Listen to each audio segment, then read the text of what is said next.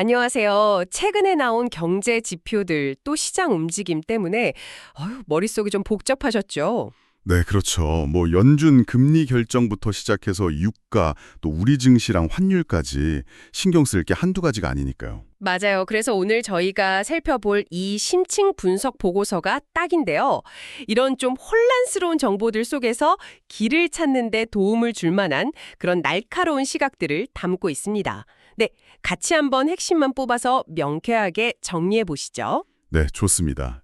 이 보고서는 특히 현재 경제 상황의 여러 면들, 때로는 좀 서로 상반되어 보이는 그런 신호들까지 종합적으로 잘 분석하고 있더라고요.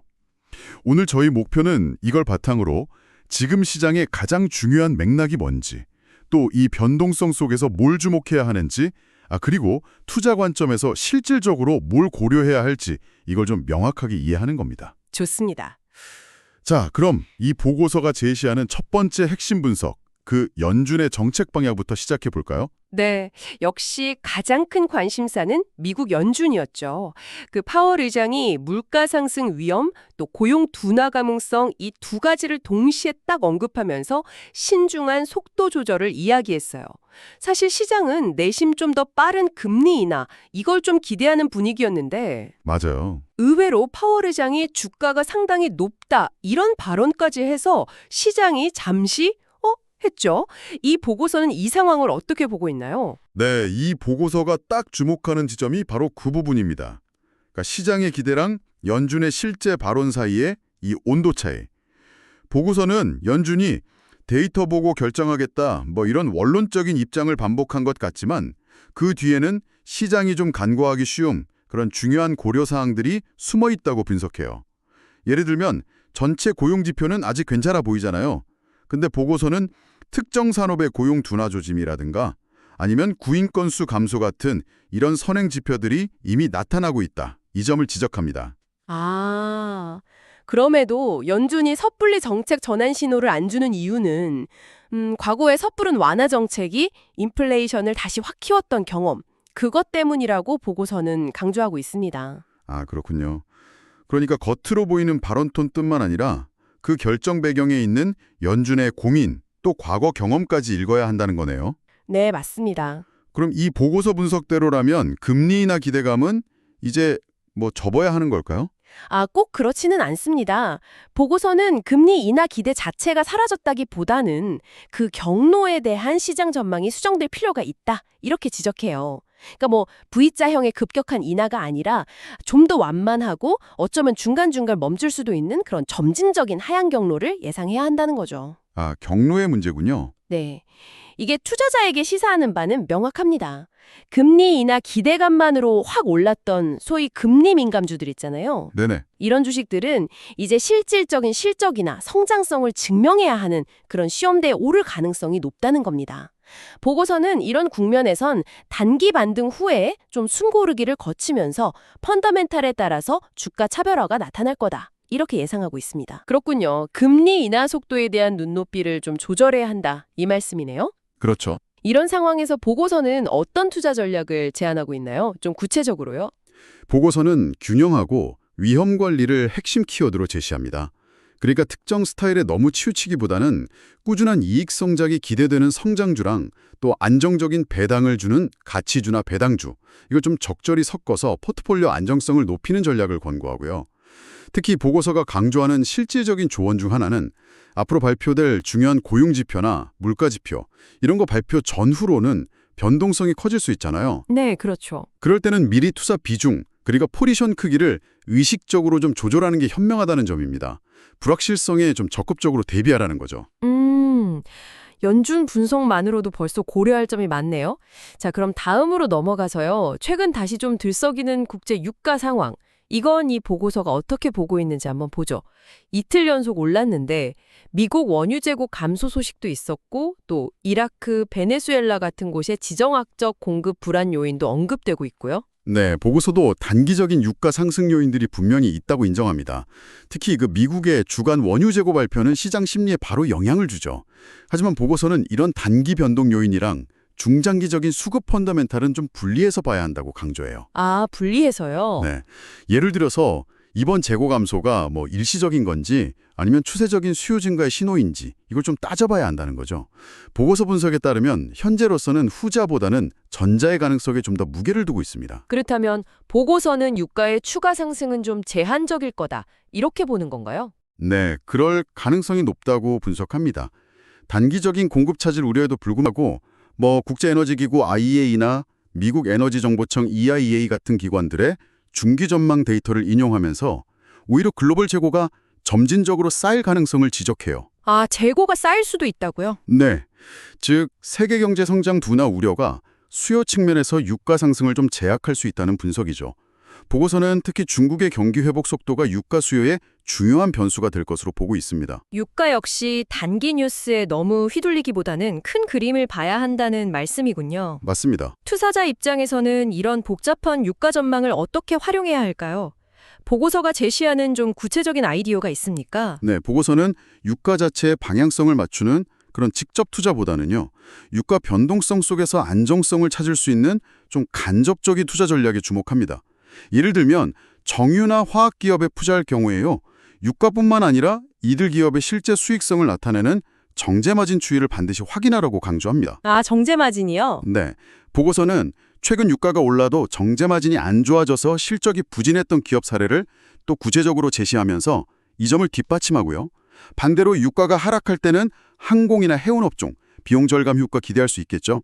근데 이때도 환율이나 전반적인 경기 상황은 같이 고려해야 한다고 조언합니다. 그렇군요. 결론적으로 보고서는 변동성이 큰 원유 직접 투자보다는 송유관이나 저장시설 같은 에너지 인프라 관련 기업이나 관련 ETF 또는 안정적인 배당을 주는 대형 에너지 기업이 현재 국면에서는 좀 더 방어적인 선택지가 될 수 있다. 이렇게 제안합니다. 아, 정제마진이라는 구체적인 지표, 그리고 인프라나 ETF 같은 간접 투자 방식. 이거 흥미롭네요. 네. 자, 이제 국내 상황으로 눈을 돌려보죠. 한국 증시 코스피가 사상 최고가 부근까지 갔다가 최근에 좀 주춤하면서 숨고르기를 하고 있습니다. 그동안 시장 이끈 건 역시 반도체였죠. 네, 맞습니다. 이 보고서는 한국 증시에 대해서는 어떤 진단을 내놓고 있나요? 보고서는 한국 증시의 그 상승 동력이었던 반도체 업종 강세, 이건 인정하면서도요, 동시에 두 가지 위험 요인을 지적해요. 첫째는 밸류에이션 부담입니다. 아시다시피 AI 열풍에 힘입어서 단기간에 주가가 확 뛰면서 일부 반도체 관련주들 고평가 논란이 있다는 점을 보고서는 언급하고요. 네, 그런 얘기가 있죠. 둘째는 외국인 수급 불안정 가능성입니다. 최근 달러가 다시 강세를 보이면서 신흥국에서 자금이 빠져나갈 경우에 외국인 비중이 높은 우리 증시, 특히 반도체 대형주가 영향을 받을 수 있다는 분석입니다. 보고서는 특히 원달러 환율 움직임을 잘 봐야 한다고 강조합니다. 아, 환율 이야기가 나왔네요. 최근 원달러 환율이 다시 1,300원대 후반으로 올라서면서 원화 약세 흐름이 나타나고 있는데요.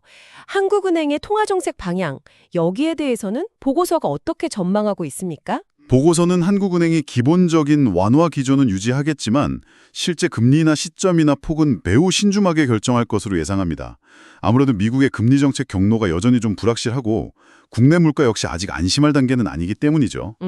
그렇죠. 보고서는 특히 가계부채 문제나 부동산 시장 상황, 이것도 한은의 금리 결정에 중요한 고려 요인이 될 거라고 분석합니다. 즉, 시장의 섣부른 금리나 기대는 좀 경계해야 한다, 이런 시각입니다. 국내 증시 역시 반도체 모멘텀에 환율 그리고 통화 정책까지. 아, 여러 변수가 얽혀 있군요. 네, 복잡하죠. 이런 상황에서 투자자들은 어떤 점에 좀 초점을 맞춰야 할까요? 보고서가 제안하는 한국 시장 전략은 뭔가요? 보고서는 좀 차별화된 접근을 강조합니다. 예를 들어서 반도체나 AI 관련 대형주의 경우 장기 성장성을 보고 주가가 좀 조정을 받을 때 분할 매수하는 전략, 이건 유효하다고 평가하고요. 하지만 단기 테마성으로 급등했던 중소형 관련주들 있잖아요. 여기에 대해서는 이익 실현 기준을 좀 더 명확히 하고 위험 관리에 신경 써야 한다고 조언합니다. 네. 내수주의 경우는 환율 상승에 따른 비용 부담이 적고 소비 위축에도 비교적 실적이 견조한 업종, 예를 들면 필수 소비재나 일부 통신, 유틸리티 기업들, 이런 것을 선별하는 게 중요하다고 보고서는 분석해요. 한편 해외 투자자 입장에서는 현재의 원화 약세가 오히려 기회가 될 수 있다는 그런 흥미로운 분석도 제시합니다. 아, 그래요? 네, 그러니까 향후 원화 강세로 전환될 때 환차익을 기대하면서 일부러 환해지를 하지 않는 전략도 고려해 볼 수 있다는 거죠. 물론 이건 환율 방향성에 대한 판단이 필요합니다. 와, 정말 다양한 변수를 고려한 입체적인 전략이 필요하겠네요. 그렇습니다. 자, 지금까지 연준, 유가, 국내 증시와 환율까지 이 보고서가 분석하는 주요 이슈들을 쭉 살펴봤습니다. 그렇다면 이 분석들을 종합해서 우리가 실제 투자 결정에 참고할 만한 뭐랄까 실전적인 체크리스트 같은 걸 보고서가 제시하고 있나요? 네, 있습니다. 보고서는 이 복잡한 분석 내용을 바탕으로 투자자들이 바로 적용해 볼 수 있는 4가지 실전 행동 지침을 명확하게 제시하고 있어요. 첫째, 주요 경제 지표 발표처럼 시장 변동성을 키울 수 있는 이벤트 전후에는 평소보다 투자 규모, 즉 포지션 크기를 줄이는 등 위험 노출을 선제적으로 관리하라. 아, 포지션 조절 중요하죠. 둘째, 금리 인하 경로로 완만해질 가능성에 대비해서 포트폴리오 내에서 성장주와 안정적인 배당 가치주의 균형을 유지하라. 네, 균형. 셋째, 시장 전체의 불확실성이 커진다고 판단되면 개별 종목 비중을 줄이고 현금 확보를 고려하는 등 방어적인 자세를 취하라. 현금 확보. 넷째, 특히 유가처럼 변동성이 큰 자산을 거래할 때는 감정에 휘둘리지 말고 진입 전에 설정한 손절매와 이익 실현 원칙을 기계적으로 지켜라. 이 4가지를 보고서는 강조하고 있습니다. 실전 체크리스트. 이거 정말 유용한데요. 네, 그렇죠. 그럼 이 체크리스트를 염두에 두고 조금 더 구체적으로 들어가서 자산별로는 보고서가 어떤 그림을 그리고 있는지 요약해 주실 수 있을까요? 네, 보고서가 제시하는 자산별 전략 방향을 요약하면 다음과 같습니다. 먼저 주식인데요.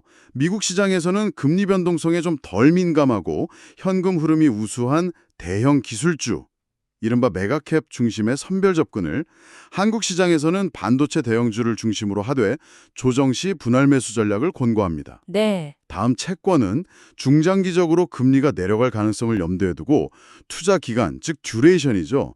이걸 점진적으로 늘려가는 전략을 고려해 볼 만하다. 이렇게 분석하고요. 듀레이션을 늘린다. 네.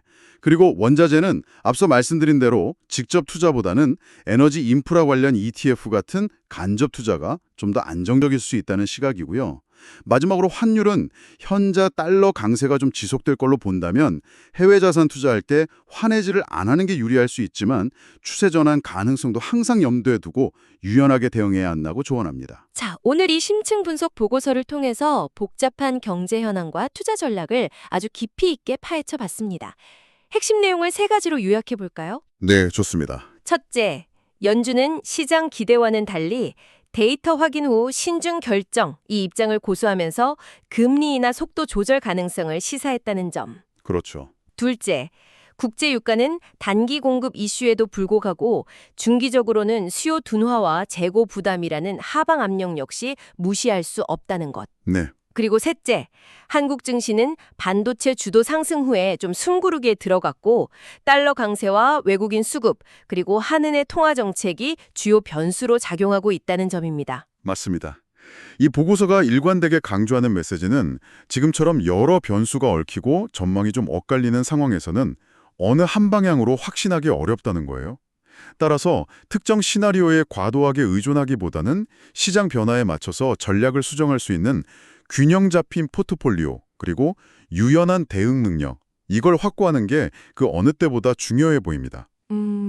보고서는 지금이 막 공격적으로 베팅하기보다는 위험 관리에 집중하면서 좀 내실을 다져야 할 시기다. 이걸 시사하고 있습니다. 네, 오늘 분석을 통해 단기적인 시장 변동성과 중장기적인 경제 흐름 사이에서 이 균형점을 찾는 것이 얼마나 중요하고 또 어려운 과제인지 다시 한번 생각하게 되네요. 네, 그렇죠. 이렇게 불확실성이 높은 시기에 여러분의 투자 원칙을 지키면서도 시장 변화에 기민하게 대응할 수 있는 여러분만의 현명한 균형점은 어디일지 한번 진지하게 고민해 보시면 어떨까요? 이것이 오늘 저희가 여러분께 던지는 질문입니다. 다음 시간에 더 유익한 분석으로 찾아뵙겠습니다. 네, 감사합니다.